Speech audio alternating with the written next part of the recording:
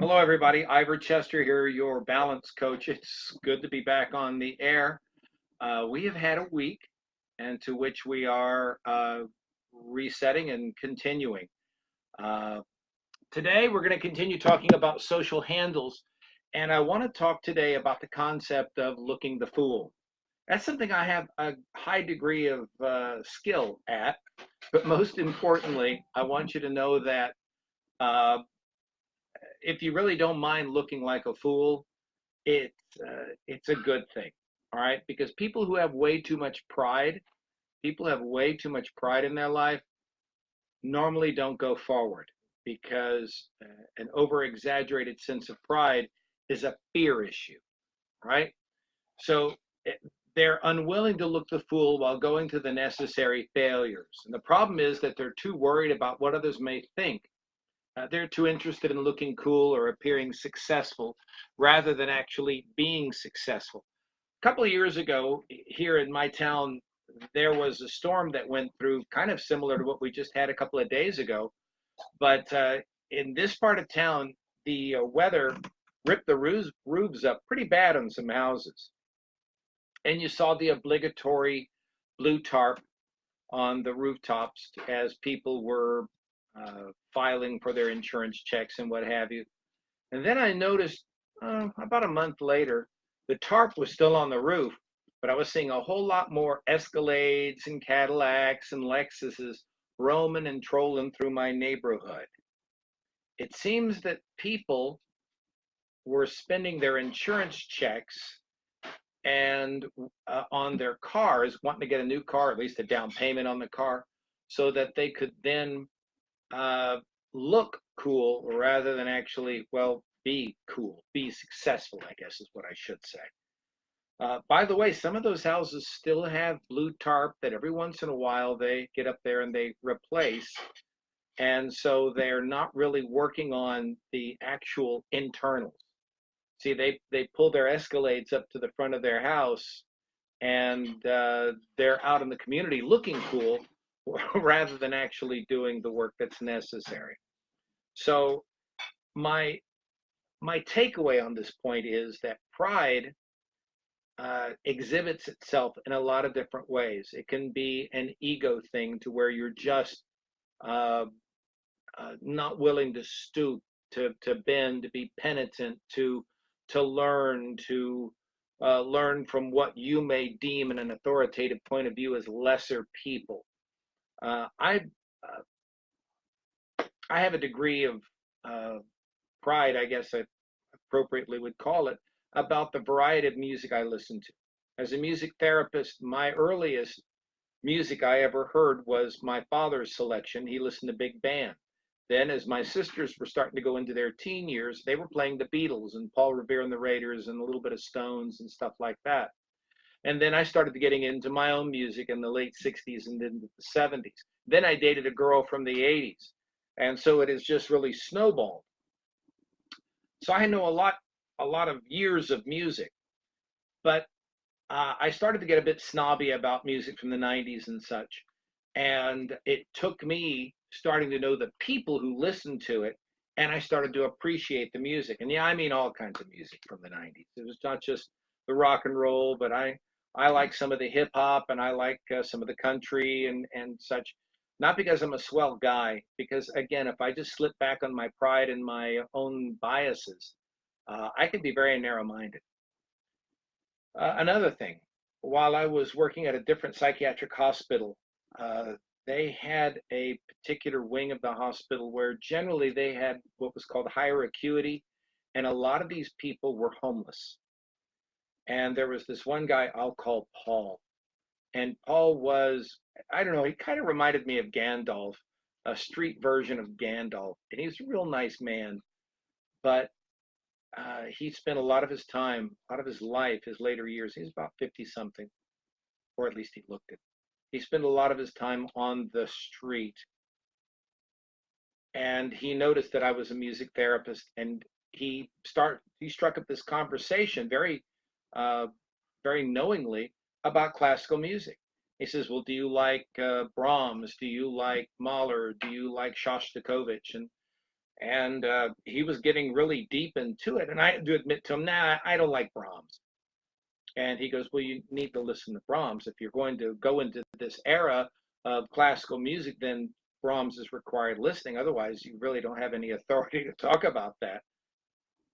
And I was a little off put about it, but he was very gentle, and he wasn't trying to be arrogant. He was trying to teach me. But he was a homeless guy, and he knew about Brahms, the stuff they played down at the Meyerson Center or Bass Hall or Carnegie, you know, the high end music, the white collar music, the Brahms. Well, I deliberately went down to the library because I wasn't going to spend money on it. So I went to the library and I took out some CDs and I listened to them deliberately, played them in the background, and also listened to them from work and had them while I was studying and reading. I like Brahms. Before I didn't. I actively did not enjoy Brahms. It wasn't just a matter of just not being associated or familiar. Now I really like Brahms. Why? A homeless guy. It may seem snobby the way I'm telling it. I'm just trying to tell you, if you don't have your eyes open because your pride is blocking your view, you've got a big bad plank in there. And you're not taking in life in its broadest horizons. You're not fully aware of what you can learn. You're not fully cognizant of the libraries of stuff that are out there. We recently celebrated the 70 70 something anniversary of D-Day, and uh, I've had the privilege to sit down with all types of men who were a part of that event. They Some of them are very open about it, some of them are not. The gentleman who lives next door to me here is a survivor of the Battle of the Bulge. You want to expand your life, you're going to have to be able to sit down with people, drop your pride, and realize that there's all kinds of things to be learned from all kinds of people. Sit down and talk. Turn off your phone. Realize that humility is going to be something that'll get you further. Empathy comes from that concept. People who do not reframe their past do so because of a warped sense of pride. So you have to be willing to look the fool to learn. You have to be willing to uh, get out there and not really care what other people's opinions are. It's one thing to not give a damn, okay? And that can be a sense of arrogance. But I mean, not really care in the sense about how people view you. If you are out there on the learning curve, people will stop and also listen with you. You can change people around you by being alert and aware of how things change. Uh, at the hospitals I've worked at, if I take the people outside for a break, I'll take them out around sunset so they could just watch the sunset. They don't know what they're looking at sometimes because they've never pulled their heads out of their houses or out of their computers to just watch the time change.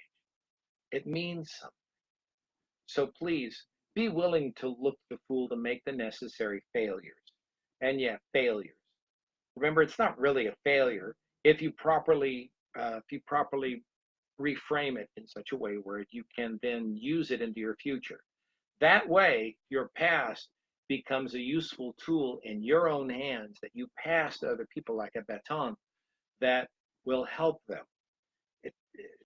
It, if you're ashamed of the crap that hit the fan in your life, the crummy choices, the bad people you did, or the bad things you did to people, you want to overcome that shame, drop the pride, reframe it to say, what can I learn from this? What is there to glean from this moment that was so difficult? And that way you can start to change and leave the bad negative emotions of your past and start building a better future, not just for yourself, but for others. All right. And in conclusion, I want to remind you this Monday, we're going to be having my seminar, my uh, uh, here in Irving at Dayspring Counseling Services. All the information is on the Ivor Chester page, as well as the Had Enough Guy at Facebook here. If you want more information, contact me at either page. I'm also on Instagram, LinkedIn, Twitter, and you can get all the necessary information. And for those of you who are really interested in coming, contact me. I got a special deal for you because as followers of Ivor Chester, I'm willing to drop the price from 120 down to 97 per ticket, and that way it'll get you 4 sessions every Monday night, as well as the book that is included and a individual coaching session with me. I hope to hear from you soon. You can leave a comment right here. Until then, we'll see you next week here. Thanks for listening.